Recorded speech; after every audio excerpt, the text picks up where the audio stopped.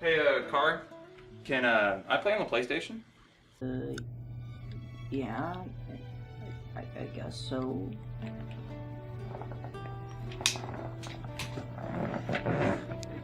12 seconds later. Hey, Jake. Jake? Yeah?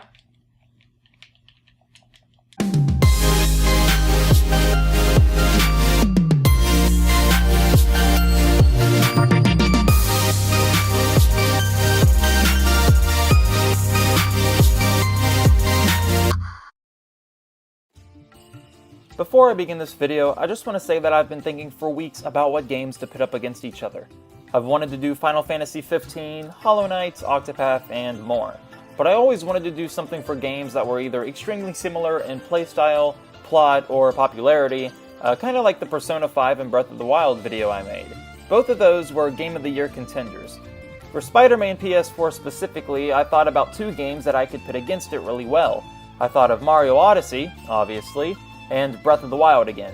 Now, I've decided on Mario Odyssey since I've already done Breath of the Wild before, and because I think my opinions of it may shock you a little bit. Anyway, guys, here we go!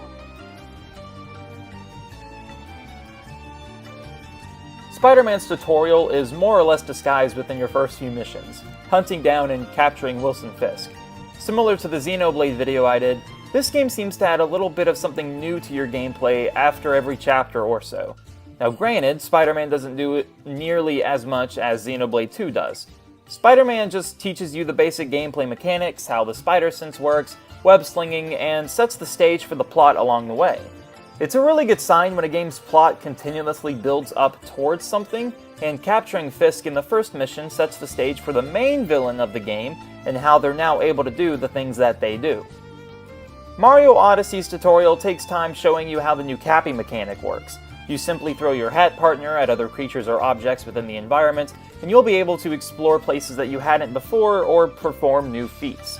Concerning the game's plot, it follows the same cut-and-dry formula that just about every other main Mario game has done before. Peach gets kidnapped, Mario needs to save her, yeah.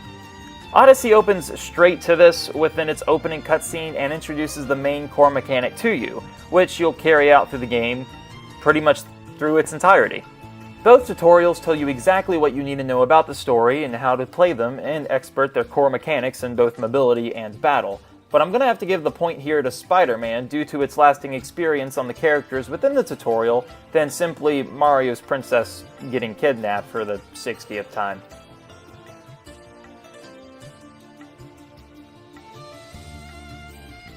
As for the gameplay, this is something that I kind of touched up a little bit in the last section. Both games giving you everything that you need to know about the gameplay, and all that's really left up to you is just deciding how to master it. Many people have gone through Odyssey's multiple kingdoms, speedrunning the game, getting to extremely difficult locations using the Mario 3-step jump combo, and then using Cappy to extend that jump combo even further beyond. In terms of the enemies, you can either possess them with Cappy or jump on them and kill them like in previous Mario games. Again, just, cut and dry Mario stuff. Compared to previous 3D Mario games, however, the mobility with the gameplay I don't think has been this fluid since Mario Sunshine and Mario 64 before that. I fully believe that the best part of Odyssey's gameplay is how Mario's hat becomes a whole new source of mobility, allowing for mindless fun and conquering feats. Spider-Man's gameplay gives you a similar feel with jumping from building to building, launching yourself with different button techniques and combos. Leveling up in the game allows you to give Spider-Man more abilities too, including new mobility and battle mechanics.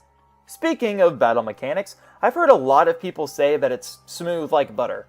Now, I've only played a handful of Spider-Man games, but from what I recall, you punch and kick enemies in the same 1-2-3 combo until your spider sense tingles. Then you press the dodge button to jump away, and then you do the same 1-2-3 combo. Maybe shoot a few webs or throw a few items to mix things up. Now, sure, I'll definitely say that it's the best in the series, but I wouldn't call it smooth. Smooth is Kingdom Hearts 2's endless aerial combos where you can't get hit because you practically turn into a Super Saiyan. Fluid is Kingdom Hearts 1's basic 1-2-3 combos that you increase with abilities you learn as you level up. This is what Spider-Man PS4's gameplay is. It's a lot more technical than you think, which is totally fine. It's still fantastic, I just wouldn't call it smooth. Mario Odyssey's Cappy combos are also technical in this regard, but unlike Spider-Man's battle mechanics, Cappy doesn't rely on enemies or projectiles to extend Mario's capabilities. Terminology aside, I think I'll be giving a point to both of these games. Spider-Man allows you to make up for its almost constant gameplay consistency with the availability of leveling up and achieving new combos. Mario doesn't rely on any sort of a leveling up system, so it's just, kind of like a double-edged sword. That's it.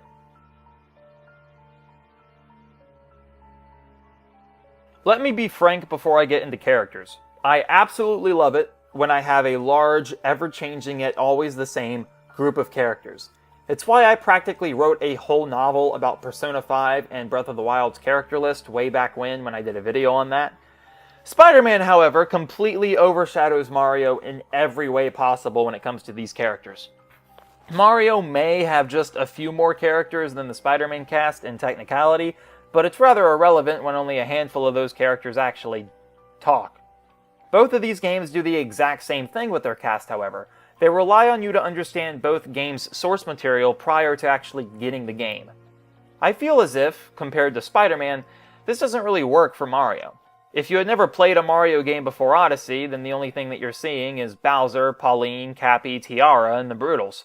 You'd probably even assume, with how the game starts mid-cutscene, that the game takes place immediately after the events of a previous game, probably Mario Galaxy 2. I'm getting a little more plot-centric here, but just stay with me. Spider-Man uses its characters a lot more diligently.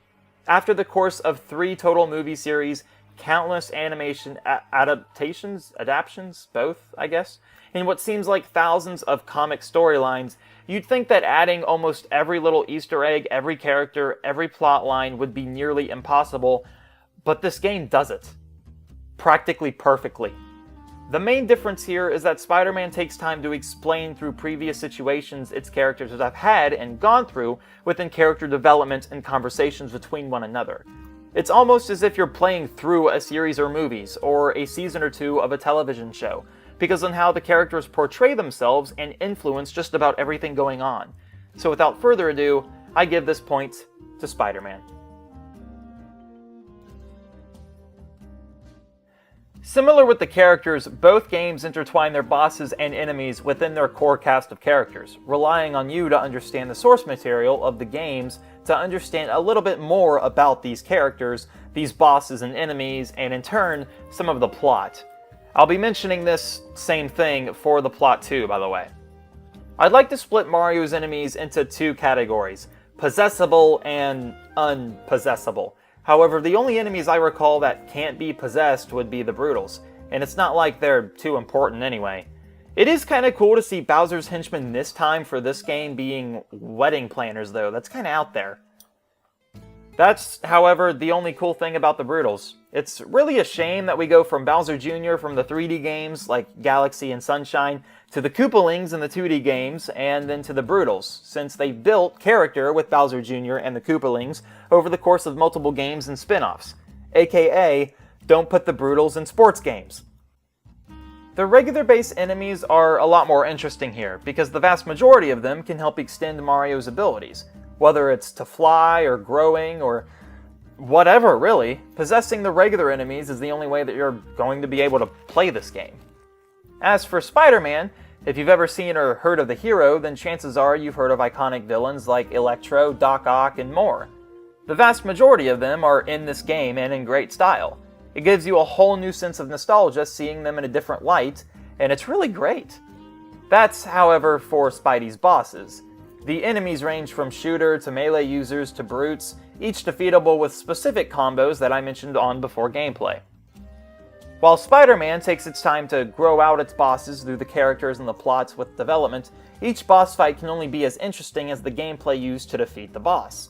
Some bosses require you to be in this closed-in small room while fighting, throwing items and whatnot, or having to jump around all of New York just simply to catch them. Mario's boss fights are extremely simplistic in this sense, but Mario's bosses just aren't interesting. So for this section, I'll give a point to both, just to throw Mario a bone here, I guess. Now, Spider-Man gets the point for a UI hands down. Mario's UI is a pretty simple pause menu, allowing you to access the options button and save. The only other two interesting UIs in the game that I can think of is the camera mode and the costume changing stuff, both of which Spider-Man excels better at in just about every other way possible. So yeah, user interface goes to Spider-Man.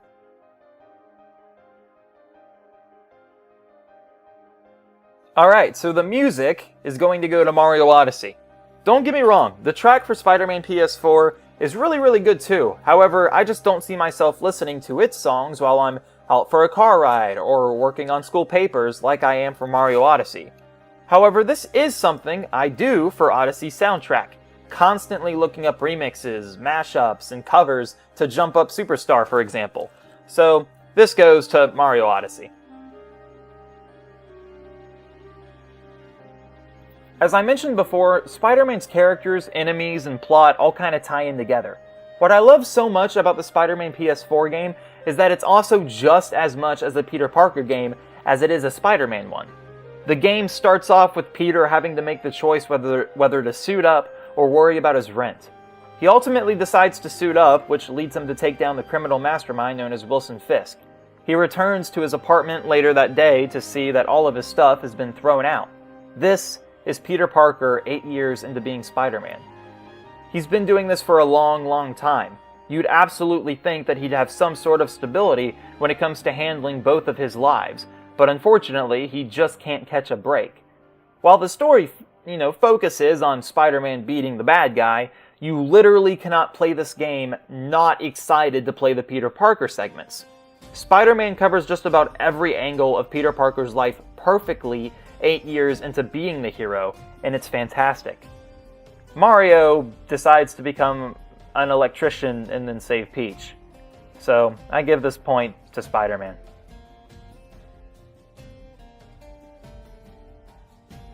So for DLC, oh boy. DLC is something that a lot of people still speculate that Mario Odyssey will continue to thrive on, thinking that they'll add characters like Wario into the mix as playable. Personally, I don't find this likely at all. I don't see it being possible. I would be 100% for a 3D Wario Story expansion pack where Wario tries to steal all of the coins of each individual kingdom or something. It truly would be a blast, but unfortunately, all we have now is Mario's DLC, which is really just Luigi's Balloon World. This is just about the only thing that this game has to justify replay value, at least in my opinion. It's a fun minigame, but that's about it. While not all of Spider-Man's planned DLC has been released yet, we know that it'll include new customization features, missions, and story content. So practically by default, Spider-Man gets a point here, but you're more than welcome to not count this point at home. I don't really think it matters. It's just my opinion. So DLC is going to Spider-Man.